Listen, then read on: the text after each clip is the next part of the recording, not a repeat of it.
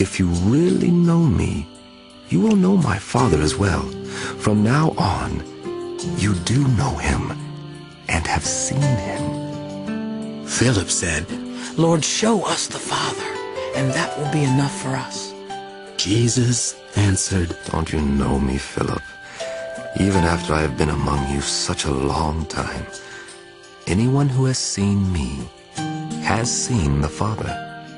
How can you say, 'Show us the Father'? Don't you believe that I am in the Father and that the Father is in me?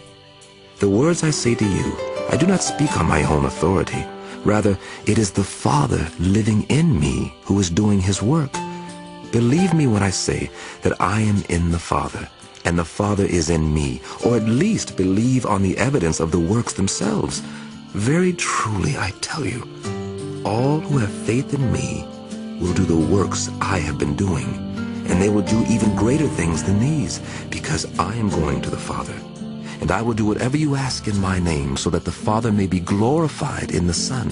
So you may ask me for anything in my name, and I will do it.